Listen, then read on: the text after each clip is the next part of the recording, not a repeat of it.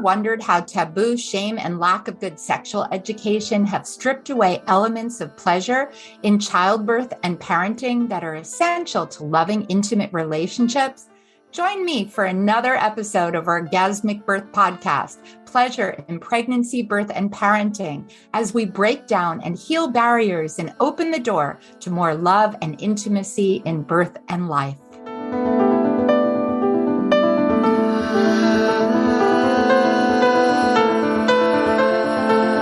What did you learn about female reproductive anatomy when you were growing up? Did you find your lessons to be lacking or missing crucial information, especially as you started to explore pleasure and arousal? Hi, I'm Deborah Pascali-Bonaro, founder and director of Orgasmic Birth and the host of the Orgasmic Birth podcast. Today, we're joined by Rachel Gross. Rachel is an award-winning science journalist focusing on reproductive and sexual health based in Brooklyn, New York, a recipient of the McDowell Fellowship, Knight Science Journalism Fellowship, and a former digital science editor of Smithsonian Magazine. Rachel writes for the BBC Future, the New York Times, and Scientific American. She's also an experienced public speaker and panelist and has moderated congressional briefings on basic science, performed for the national storytelling show Story Collider, and hosted educational videos for Scientific American. And most recently, she's author of her new book, Vagina Obscura, An Anatomical Voyage, that I am so loving. Welcome, Rachel. I'm so excited to have you join us today. Hi, Deborah. Thank you so much. I'm really excited to be on the podcast, and I love that you're loving the book. Well, your book is giving everyone and me an amazing historical look at the lack of understanding and also the way female anatomy has been shrouded in shame. Can you share some of that history? Yeah. So really, from the moment I started researching this book, I kept seeing terms around shame and stigma coming up again and again. And I think the earliest instance was Hippocrates himself, the original physician of ancient Greece, naming the female and male genitals the shame parts in ancient Greek, essentially. And this might make sense because there were all sorts of religious taboos around this area, but I kept seeing that repeated throughout time. So in the 1500s, a French anatomist dissected the human clitoris, and he decided to name it membre honteux, the shame part, again. And even today, we have words like pudendum, which are in all sorts of gynecological textbooks and medical texts, and it's kind of a more esoteric Latin word, but it's only recently been taken out of the global anatomic dictionary. And again, it means the parts for which you should be ashamed. And you have words in lay people language, like in German, you have Schamlippen, which means the shame lips, and that's the labia. So even throughout the language, I think shame is really baked into the study of sexuality and genitals, and it does tend to be more on the female side than the male. It's so interesting, right? Like your book was so enlightening with all this history. And it made me kind of thinking back to my own sexuality. As I was reading you presenting history, I thought of the lack of good quality sexual education and how it's really been my own seeking of information that I've learned so much more about the clitoris, the cervix, the vagina, and the labia. And your book has continued that for me. So can you share some of the discoveries that you learned and you present about the clitoris? Absolutely. And totally the same for me. I didn't get any of this in sex ed. I mostly got that I should be afraid of STDs, avoid getting pregnant, and at some point I would start bleeding, but I didn't know when, and it would be shrouded in mystery. So I agree. It's been an ongoing adulthood journey of self-discovery. So as far as discoveries that anatomists and scientists have made, I spend 2 chapters on the clitoris, which it's well worth it, as we all know. Yes, definitely.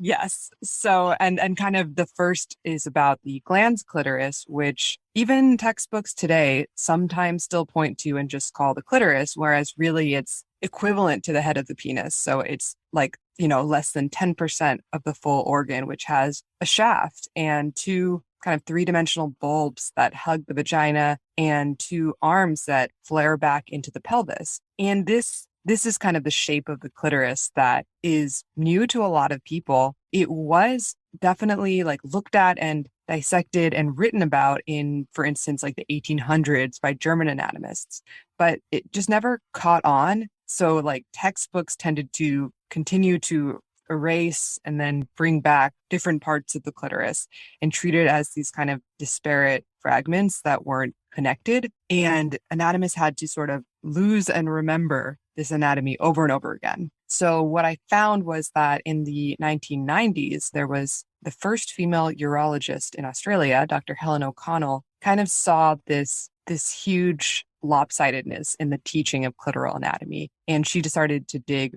much deeper and look at the whole history of this and use microdissection techniques and MRI imaging, which wasn't available 20 years before that. And she really mapped kind of the fullest picture of the clitoris that we had to date. And she kind of pieced together a lot of those older accounts that really hadn't made it to the present. And she called what she found, she said, well, first of all, this is an iceberg. And what you can see and feel, just the nub, is actually the tip of the iceberg. And the rest of it is just interacting really intimately with all these organs around it. So again, it's like hugging the vagina, and all of these tissues are erectile and they engorge and they move the stuff around it. It's encircling the urethra and it's really touching everything. And so she suggested calling it the clitoral complex to really emphasize this is a unified whole and not just parts floating around in space. Yeah, I love that. And are you seeing, is that going into kind of medical texts now? Where are we in really incorporating that full understanding of the clitoral complex? Yeah, I see that it much more quickly disseminated thanks to like artists and pop culture and social media. So this shape and like cartoon versions of this shape, I kind of call it like a penguin spaceship. It has like a little beak and the bulbs are kind of round. So it's very cute and fun. And so I think like, I have clitoris jewelry in this shape, and a lot of feminists really liked this. But it did take much longer to get into medical training, teaching, and text. So I've seen it in the occasional like anatomy, like online learning program. It's just now beginning to be written into textbooks. So there are some new, fuller diagrams that are better about showing the clitoral nerves and vasculature and like giving a bit more detail, whereas usually you might have like 6 pages on the penis and very little on the female side. Right. Yeah. I mean, I don't want to say all, but it's very common. I've looked at a lot of like urology and gynecology textbooks like that. Yeah, I think textbooks are really slow to change. I think it often takes like 20 years to incorporate new findings. And this is something that is kind of still being advocated for, this idea of the clitoral complex. So it's definitely not like mainstream in medicine yet. And what's so sad is like, how does that leave, female bodies, people that have clitorises? Like, how many people don't even fully understand what the clitoris offers them, right? I mean, Yeah. where do you think that leaves us? I definitely, so many people that I've talked to in book talks or interviews have said like they either didn't know about this shape until like a year ago because they saw it in social media, or they found it out from like an educational video that I did. And I didn't know it before I started this work either. So I just want to be clear. It's like, we're not taught this formally, and it's not in most forms of sex ed. So it's definitely not our fault. But I think that realizing how extensive this organ is, at least for me, made me feel kind of like this was something active and dynamic and interconnected, and just gave me like a sense of wholeness and helped me connect the sensations that I feel from different like forms of sexuality. Because, since the clitoris wraps around the urethra and the vagina, there is like sensitive like bundles of nerve tissue that are at the front on the belly side of the vagina, what has sometimes been called the G spot, which is debatable. And you can feel the clitoris through the vaginal walls, depending on your anatomy, because everybody is really varied and like the size and shape is really different for different people. So I think it does give you kind of this like nexus or kind of maybe mental image to make sense of what you're experiencing in your body. Right. And I have to say, I mean, learning how extensive it was, and also like that its sole purpose is pleasure, right? When you think of like many other things have multi-purpose, I was just like, wow, like this is something everybody needs to know. Yeah, it's like really great information. And I think there's always debate and there's always scientists really interested in finding evolutionary function for the clitoris, and either saying like, oh, it's a vestigial version of the penis or must have some function in reproduction and like getting sperm to the egg. And I just think that often is not the most interesting question or just misses the point, and misses like a lot of what we haven't looked into about the clitoris, which is more about its extent and its function and like how it affects our embodied experience. Yeah, I agree. And so you went on, and it's not just the clitoris, right? Like you talk about the cervix and the vagina.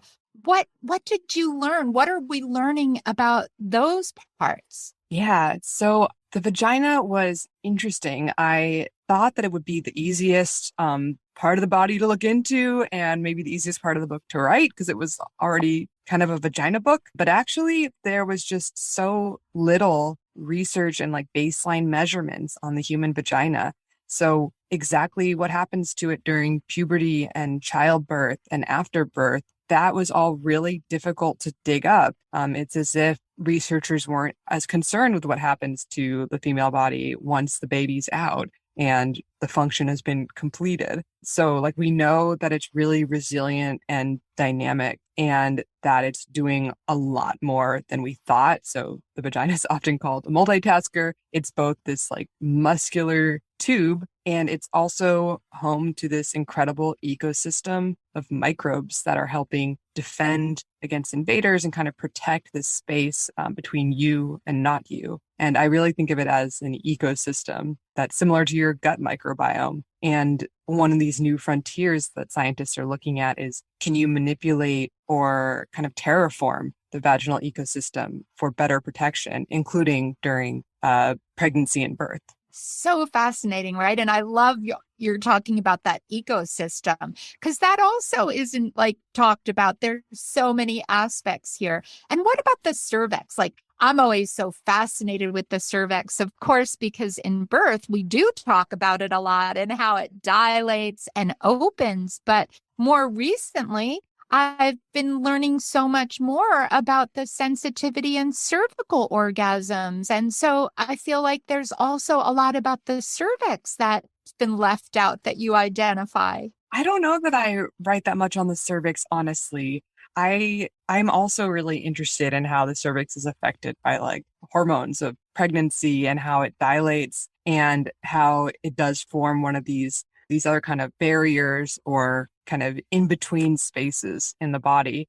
But I know from speaking to people that a lot of people do experience like sexuality pleasure in their cervix area, but I don't know much about that scientifically, honestly. It's so fascinating, right? Like you say, we're learning so much, but I think there's still more. And another aspect, you and I talked in a prior conversation a bit about that anatomy of arousal. And like here we didn't know a lot about each individual part of the female reproductive system, but we definitely weren't talking about how they work together in pleasure and arousal. And I know you've said that this also is an admission, right? That these are dynamic organs and they're meant to swell and shift and lubricate with stimulation and chemical cues. Can you talk a little bit about that? Right, exactly. So yeah, I mean, it is all about thinking. Let me start that over. Right. I think that the lens really changes when you view this as a system that's working together, both in reproduction, but also in sexuality and arousal. So again, like it's not the vagina or the clitoris or the vagina and the clitoris. They're both intertwined. The clitoris is, embedded in those walls and hugging it. And so as it is swelling, engorging with blood and becoming erectile, it's also putting pressure on those walls. And it's, potentially like swelling up the parts around it, like the labia, and you might see reddening. So this and lubrication, which is incredibly important, like an organ that can self-lubricate is really unique and really cool. And there's a whole process of physics going on there to get that lubrication into the vagina. So I do think the anatomy of arousal is awesome, and it's not looked at enough because I just don't think it's been a priority for many of the researchers of the past. And see, when I think about this as you're talking, like lubrication and how they work together, opening of cervix, vagina, labia, clitoral nerves, all we're talking about, right? My mind goes that these are all part of how we labor and birth and open to birth. So, like, as you're doing this work, I can't help but think, how will this impact birthing people? Are you hearing any other discussions about bringing that lens in and looking at how we could help make birth easier and more pleasurable with that understanding? Yeah, I love this connection. You really got me thinking about like a lot of these processes and functions are going on during birth. And like I'm just thinking spatially of what's happening. The internal clitoris and particularly kind of the root where the arms come together, again on like the front wall, that is definitely getting friction or stimulation during birth. And Yes. yeah, it makes sense to me. So I did read a paper in my research that it was in a midwifery journal by a midwife, and it was about the role of the clitoris in birth. And I didn't know, I hadn't looked into this, but I was really fascinated by the hypothesis that she was putting out, which was that this process of arousal is happening during vaginal birth, and it's helping with lubrication, with creating oxytocin, because that is coming both from childbirth and from like forms of sexual behavior and stimulation. So, yeah, like you said, this is all theoretically helpful to giving birth as well. And I think like you can't miss the fact that the clitoris is there and is potentially getting stimulated and something's happening. I think obviously it depends what state you're in, how you experience that, because it's not just engorgement and stimulation. It's where, like, are you feeling comfortable? Are you even focused on that? Are you full of drugs that are dampening these sensations? Yes, so true. I really wonder, as in the future, like your work is so pivotable. So as people start learning and really bringing these connections, I just have to smile. I think it's going to open up so many more opportunities, not only for the way people give birth and what they know is available, but think about our caregivers.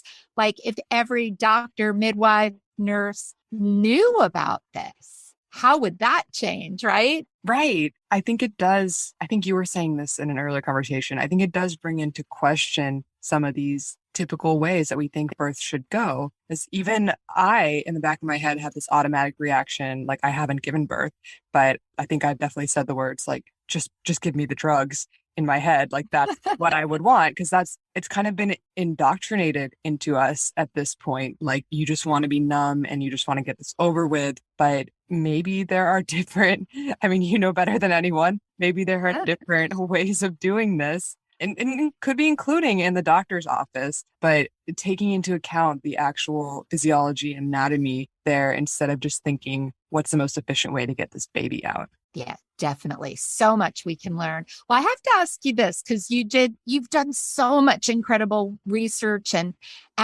what surprised you most? Was there something that was the biggest surprise in all your research? Oh, wow. I love this question. Um, I think at first, a lot of things were surprising. Like, what? They didn't find the clitoris until when? What? Like, men were arguing over what to name the clitoris. They named this after a man. And then it became like progressively less surprising the farther I went on. But I will say, kind of maybe an aha or like revelatory moment for me near the end of the book was realizing that this new generation of scientists who are looking at all these organs, so like the fallopian tubes, the ovaries, the uterus, the vagina, the clitoris, they are all coming with this lens of wholeness, interconnectedness, and unity. And that's part of what's allowing them to see what's happening very differently. So, a lot of people are familiar with the egg and the sperm story and how in the past it was often described as the kind of aggressive, heroic sperm that swims and finds the sedentary egg. And feminist scholars and biologists have really,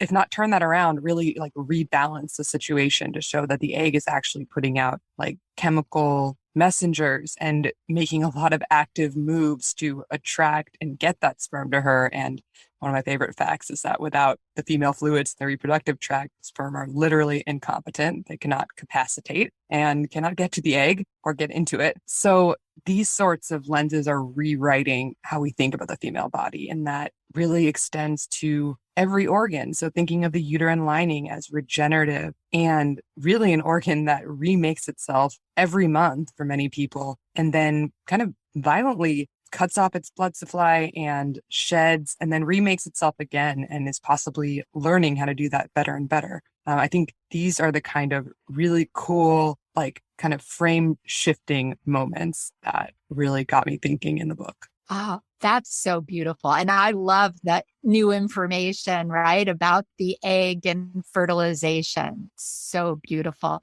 So as we're talking about this, right, my mind keeps going back to like, I wanted this when I was young, like why imagine how things would be different if this information was accessible in sex ed when people were young and just beginning to understand more their bodies and their sexuality. Do you have any tips that you would give to parents or schools in integrating this? Yeah, I'm not in school, so I know it's tough to be a sex educator or a parent, and I know that this stuff is nuanced, but I do feel that what I know of sex ed in this country, although a lot of it is changing and there are really good programs being put out that are really like inclusive and LGBTQ friendly and kind of more mindful and aware of the fact that sex and gender are a spectrum and not just a binary. Yes.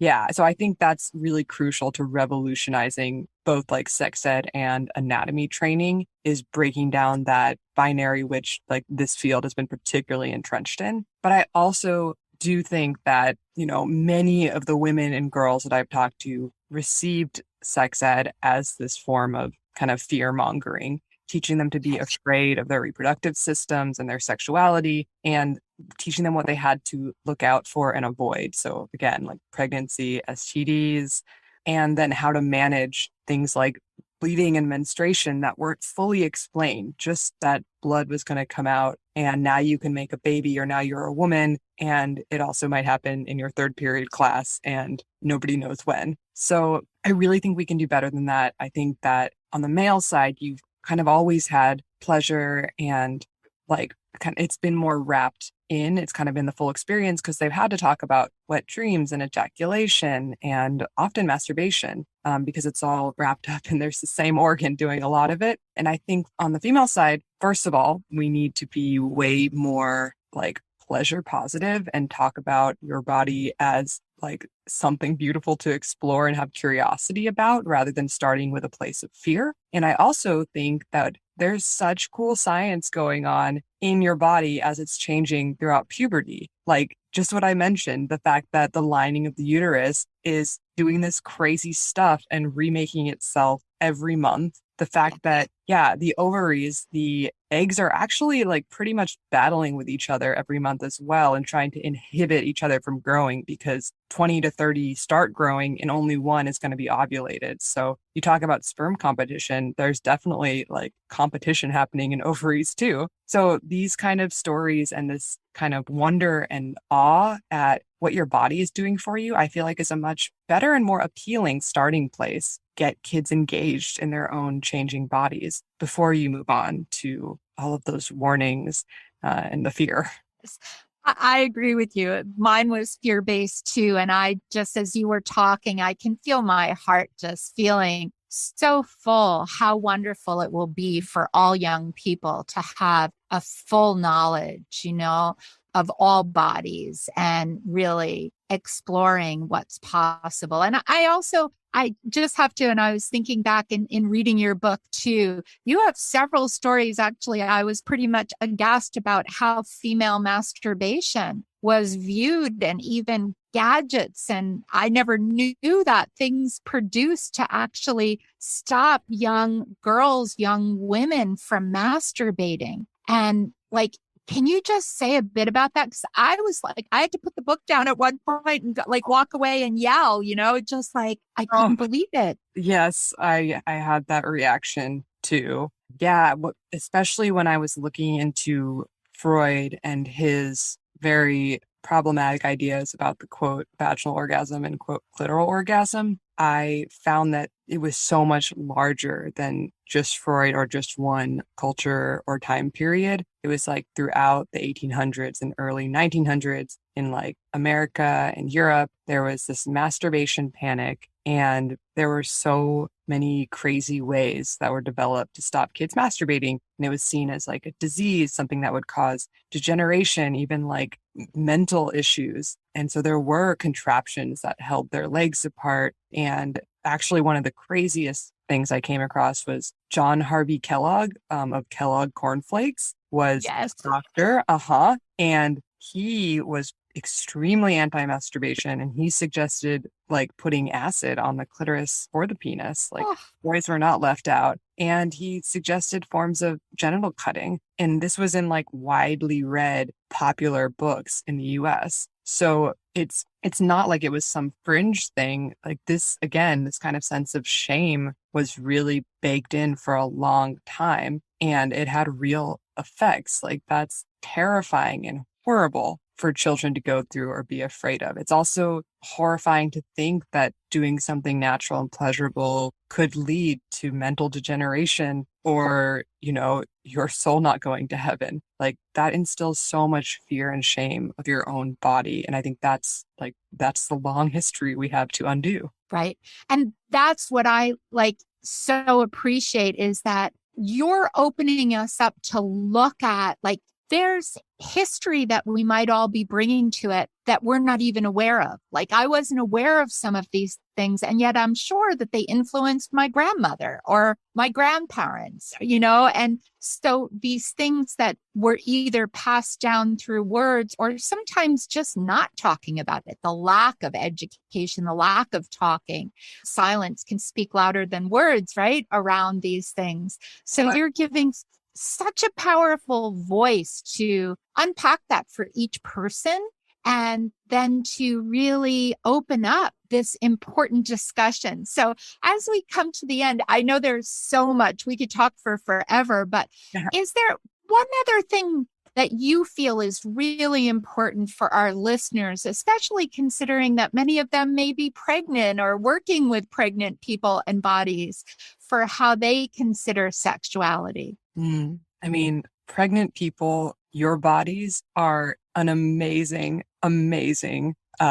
whole, an amazing interconnected unit. And I'm in awe of what the human body can do during this time period. The fact that organs shift around, bone shifts, cartilage stretches, and like it all like knows what to do. I think that's still a total wonder to me. And again, I've been looking at the science of this for 4 years. And yeah, I'm really curious to hear people's experiences with how their sexuality and even their anatomy changes during this period, which again, I think is a real gap in our knowledge. And I, hope to write on that in the future. And I would love to learn more about people's subjective experiences. I read these little lines in textbooks that are like, well, the clitoris can change size and shape during childbirth and stay that way. And I want to hopefully like piece together some of that info so that we all have some baseline knowledge to start with and are not starting from scratch. But yeah, keep exploring and enjoy the journey. Thank you so much, Rachel. It's such a pleasure to talk with you. I could go on, but tell us, everyone, how can they best contact you? I'm sure many want to follow you and read your books and articles. Oh, that would be great. So my Twitter is at Rachel E. Gross, Rachele, Gross as in ew. And my website is www.rachelegross.com. And those are probably the easiest ways. And please reach out. You can email me through my website.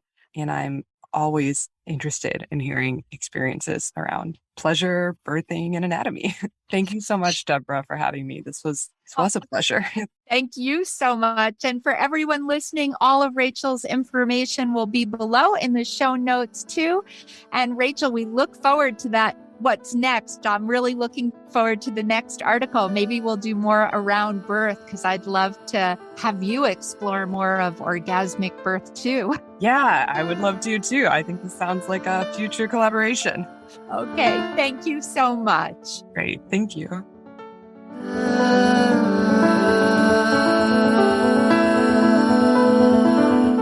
Thanks for listening to the Orgasmic Birth podcast. If you enjoyed this episode and would like to learn more about pleasure in birth, parenting, and birth work, visit orgasmicbirth.com/more for my free gifts. And please leave a review about your experience. Reviews help us to reach more people, and please subscribe.